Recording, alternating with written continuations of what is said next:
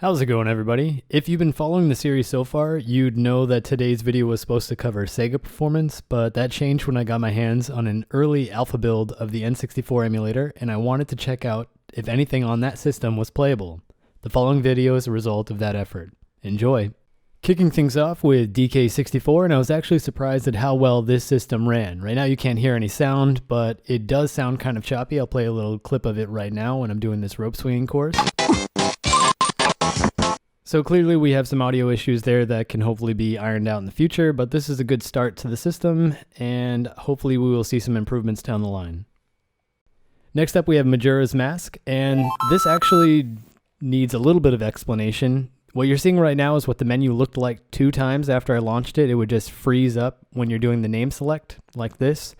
I waited a little while and then just ended up restarting the system because it crashed. And on the 3rd time that I did this, I left it there for about 3 or 4 minutes and then it ended up booting the game. And from that point on, my jaw was dropped. So clearly we have some audio stuttering, but as you can see in the background, the system seems to render most of the objects that are on screen. So we're going to follow this trip as far as it goes. This part here didn't impress me too much because I already knew how well the system performed with the first Zelda title, but I was just doing this just to see what type of FPS I would get doing some of the attack animations on the bushes.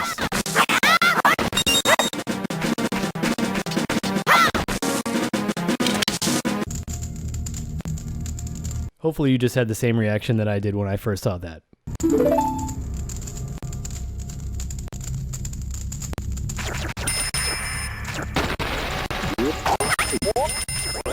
I want to preface this by saying that at this point in the test, I have no idea what the audio sounds like for any of these games. I can only see the picture, but I knew that I was generally floating around 50 plus FPS at this point because of how fluid this was running.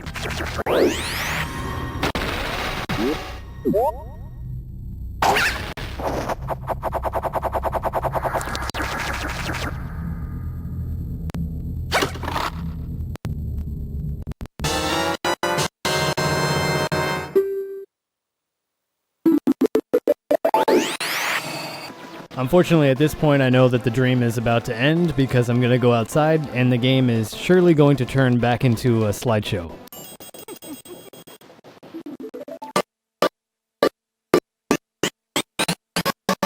Slideshow confirmed, moving on. The first Zelda game is definitely very interesting. One, it does have a lot of crazy bugs that I found when I was testing this out, which is to be expected since this is an alpha build, but it does end up running a little slower than Majora's Mask in some of the open world areas, although I was able to find one area that ran pretty smoothly.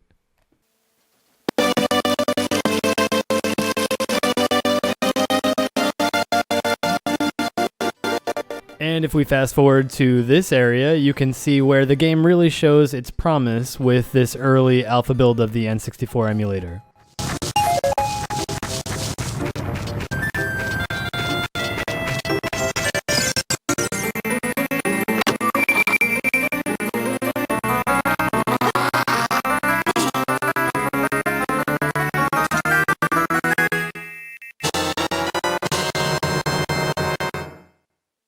Moving on, we have Paper Mario, which suffers from a variety of graphical issues. I actually wasn't able to get past this next area, but I just wanted to show off what it looks like when it's running smoothly.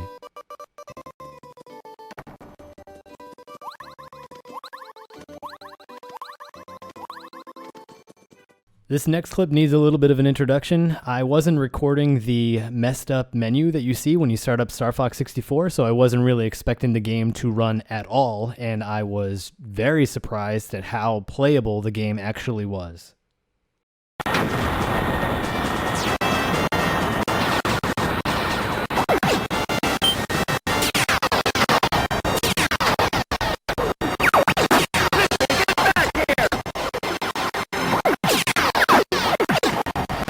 So clearly we have some audio issues, but this definitely runs faster than Star Fox 1 on the Super Nintendo without any frame skip on, and it only suffers from some other issues with controller support. You will not be doing a barrel roll on this version of the emulator.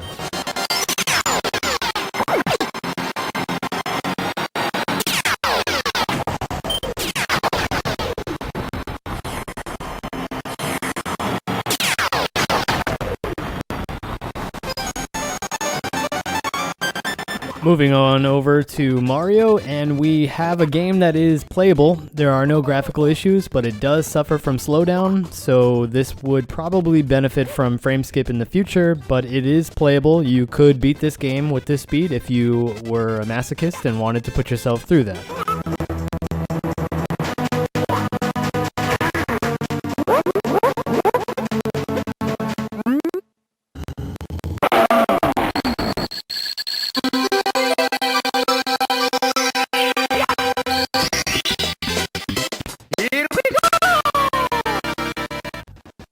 This Batman game is pretty much garbage, but it's only on this list because it is playable.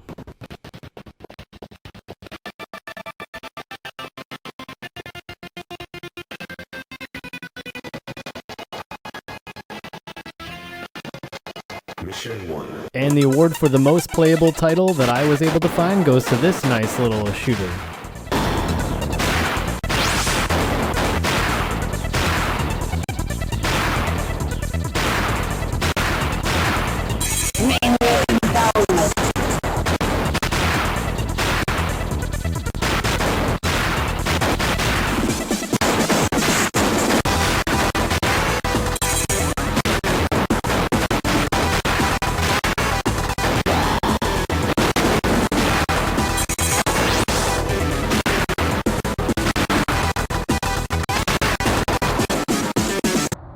Not much to say here about Super Meme Man. This is on this list just because I was asked to, and I found that it actually did run.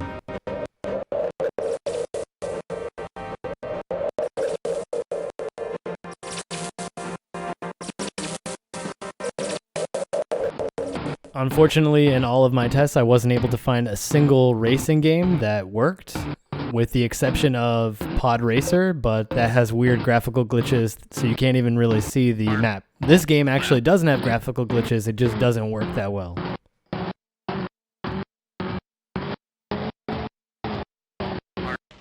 And we're going to end today's video with Tony Hawk's Pro Skater 3. Again, this is not meant as any type of judgment at all on the system. This is just a creative video to see what was possible with this alpha build that wasn't even on the device when it was shipped.